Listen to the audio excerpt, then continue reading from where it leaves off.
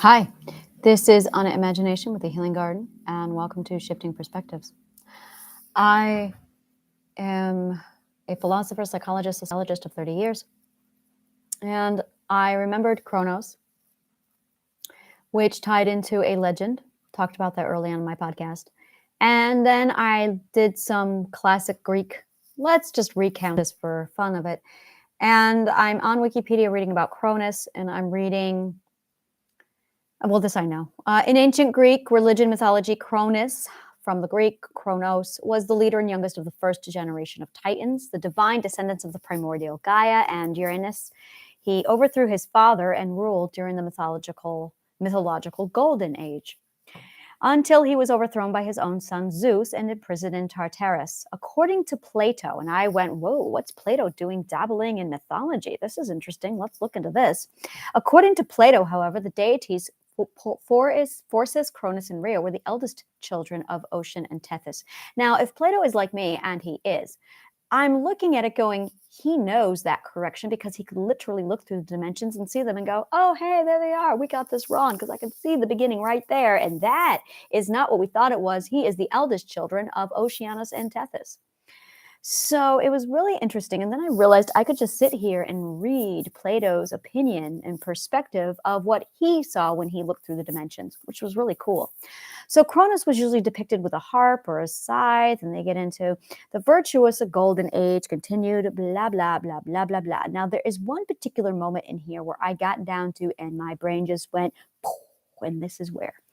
While Hesiod seems to imply Cronus never let them free to begin with, Pseudo-Apollodorus says that after dispatching Uranus, Cronus re-imprisoned the Hecatonacaris and the Cyclops and set the dragon camp to guard them. He and his older sister Rhea took the throne of the world as king and queen. The period in which Cronus ruled was called the Golden Age, as the people of the time had no need for laws or rules.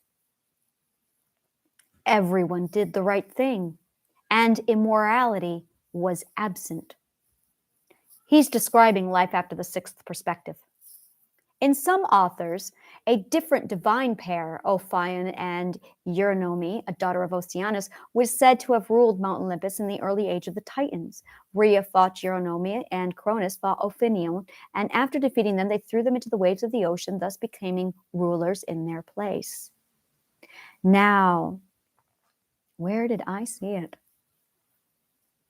It was something to do with the fifth age.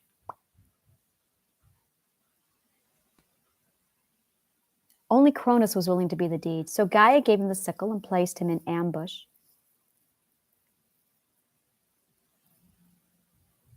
I wanted to know more about that golden age. Here it is.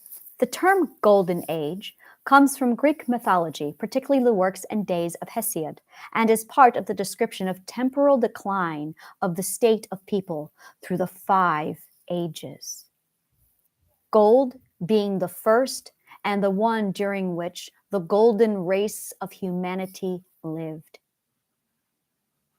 After the end of the first age was the silver, then the bronze. Welcome to the Bronze Age. After this, the heroic age, then the fifth and current age being iron. By extension, Golden Age denotes a period of primordial peace, harmony, stability, and prosperity. During this age, peace and harmony prevailed in that people did not have to work to feed themselves, for the earth provided food in abundance. Kind of like the Garden of Eden, right? Follow with it. They lived to a very old age with a youthful appearance, eventually dying gracefully, peacefully, with spirits living on as guardians. Plato, in Cratylus, recounts the golden race of humans who came first. Plato is mapping out the 12 ages of perspective growth. He clarifies that Hesiod did not mean literally made of gold, but good and noble. Boom, let's go over to the Christian religion with heaven being streets of gold, pearly gates. He clarifies that Hesiod did not mean literally made of gold, but good and noble. Heaven. If you draw the conclusion from Plato to the heaven depicted in the Christian religion, is the Golden Age. We're heading into the Golden Age. In classical Greek mythology, the Golden Age was presided over by the leading titan Cronus. In some versions of the myths, Astrea also ruled. She lived with men until the end of the Silver Age. But in the Bronze Age, when men became violent and greedy, she fled to the stars, where she appears as the constellation Virgo, holding the scales of justice, or Libra. Hi, we are in the Bronze Age. I'm going to read this again. In the Bronze Age, when men become violent and greedy, she fled to the stars. European pastoral literary tradition often depicted nymphs and shepherds as living a life of rustic innocence and peace, set in Arcadia, a region of Greece that was the abode and center of worship of their tutelary deity, good-footed Pan. There's my imp king. I was not expecting him to pop up here. A region of Greece that was the abode and center of worship of their tutelary deity, goat-footed Pan, who dwelt among them. That is my imp king. I'm loving how this is all just coming back around. Yeah, so this is the other golden ages. There are analogous concepts in the religion and philosophical traditions of the Indian subcontinent. Woo, I love Indian philosophy. For example, the Vedic or ancient Hindu culture saw historically a cyclical, each cycle composed of 4 yugas, ages: Satya Yuga, Golden Age, and Treta Yuga, Silver, and Dvapara Yuga, Bronze Age, and Kali Yuga, Iron Age, corresponding to the 4 Greek ages. Similar beliefs occur in the ancient Middle East and throughout the ancient world as well. That's right.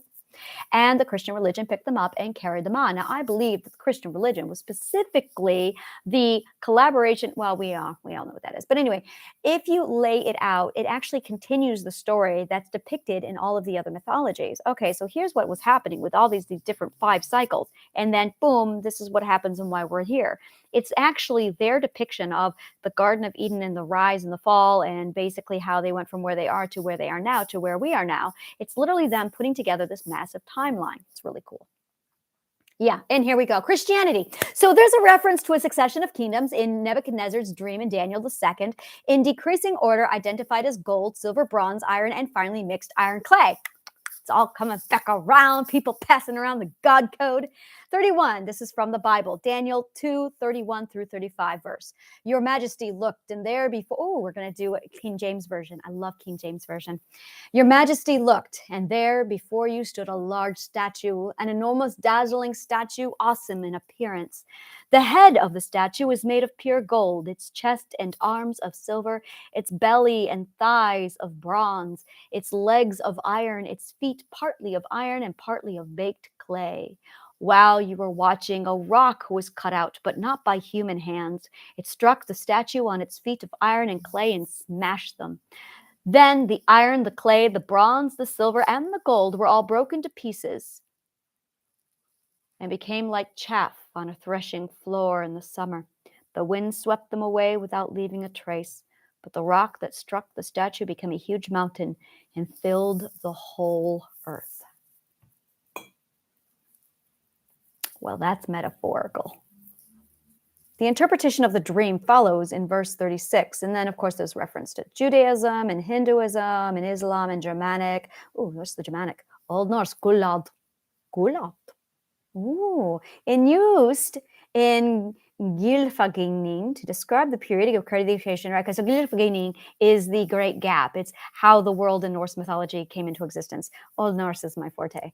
Gylfaginning to describe the period after the creation of the world and before the arrival of 3 women out of Jotunheim, the 3 women who had been proposed to be the Norns, and they were.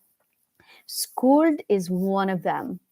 A second ideal period is Frodi's peace, a semi-legendary time during the rule of a Danish king in which peace and prosperity was seen throughout Northern Europe. Frodi's peace.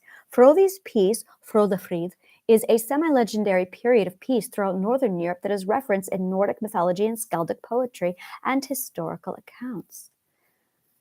Frodafrid. Interesting. Frodi. Now that's your King Bill. Frodi. Why do I know that name, Frodi? Chinese myth and religion. Now, I did not study any Chinese mythology, almost none at all. I did not get into the Eastern areas at all. I am strictly Western. So how the Oriental, are we supposed to say that anymore? How the Eastern culture embeds into this, I only know what was carried along the Silk Roads. Wow, I sound like, well, if it didn't come in through the Silk Roads, I'm not sure about it because I grew up in Alexandria, because I went to school at Alexandria. If it did not have access to the Silk Roads, like all the stories were completely dependent upon what traveled through there. Alexandria was like the largest port of all of the Silk Roads. So everything from the Rus all over to the Spice Islands, the Vikings were part of that. It spanned everything. It spanned the entire Roman Empire. Like the Silk Roads were the primary route of everything through. Good God, it was huge. So, but they keep talking about 5 ages. 5 ages. That's interesting. But again, it's only perspective. They lived in the second era. So they probably thought that there were only 5 eras. And now here we are going, oh no, there's 12 eras. There's 18 eras. Now here's what I think. This is really something that's been bugging me for a while. Is this. I believe that there is no number. I believe that there is a pattern. And I believe we're on the same roll of pattern over and over again. Now, this mathematically works out if you remove 0 from our numbering system. So if you go 1, 2, 3, 4, 5, 6, 7, 8, 9, like that, triadic healing works. Triadic healing works amazing. And then you get 12, 11, 12, 13, 14, 15, 16, 17, 18, 19. It's almost as if 11 is also 10. It's the end and the beginning at the same time.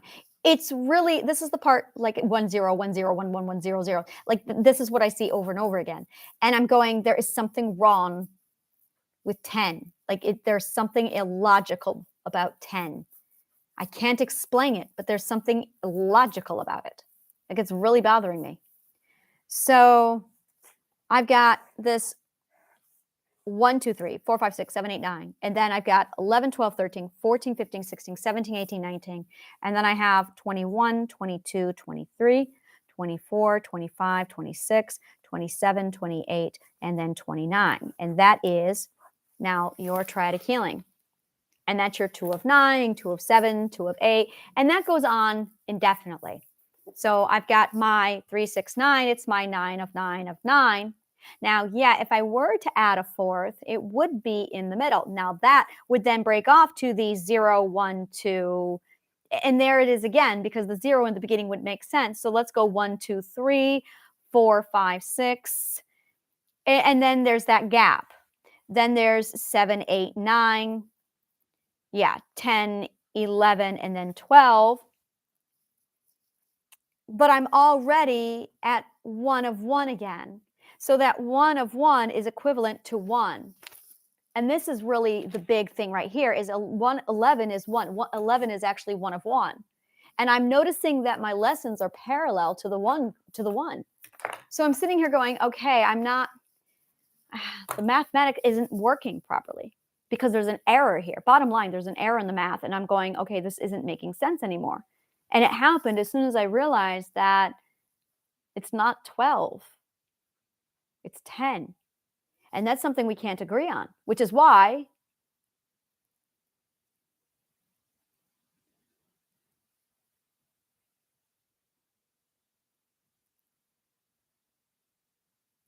philosophy of mathematics versus cynical philosophy.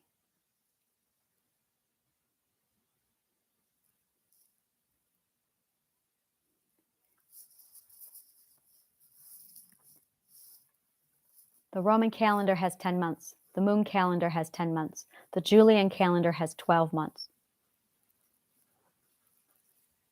I can't tell if it's 10 or 12. I cannot figure this out. The Lutheran calendar has 12 months. It's not Lutheran. I can't remember what it's called. So I can't tell if 10 months or 12 months is correct. The calendar is in question. Now I'm looking at the clock. 12 hours in a day. Has it ever been 10 hours? Now, when I went back on the sundial research today, no, everything was clocking in, but at 12. Christ had 12 disciples, 12 perspectives, one disciple for every perspective. Are there 12 perspectives? 12, or are there 10? The problem is, when I hit the 10th perspective, I didn't know what was going on, and I was going, whoa, something just happened. What's going on with the 10th perspective? The ability to depict exactly when I shifted at a 10th perspective, it was unclear. The 11th perspective, the 12th perspective, solid and clear.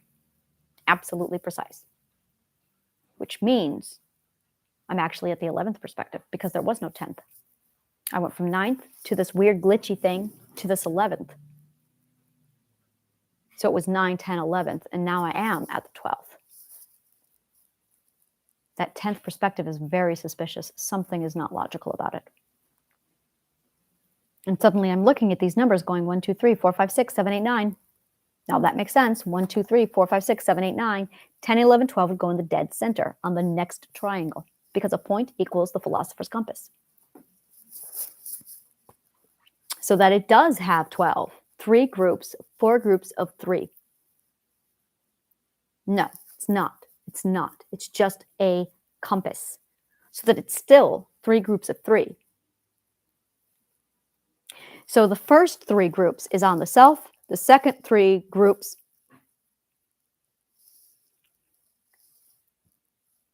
is on others. And if I follow Vitruvius, it's a triangle. If I follow all of my other work, it keeps coming back to being a triangle. Self, others, and the reference point. And that gives you the location for the next. It just tells you where the next one is.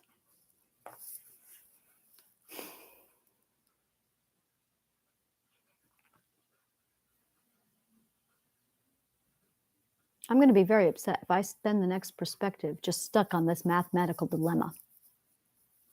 Because I know right away, if that's the case, well, then I'll just get to the next perspective and then I'll be able to have clarity and then I'll see if it makes sense. The point is, this is an infinite number of constant ethics that we all have to learn over and over again. I'm tired. All right, I'm going to go take a nap. Thank you so much. And may the kindest of words always find you. If you want to learn more, click on the link below. Thank you.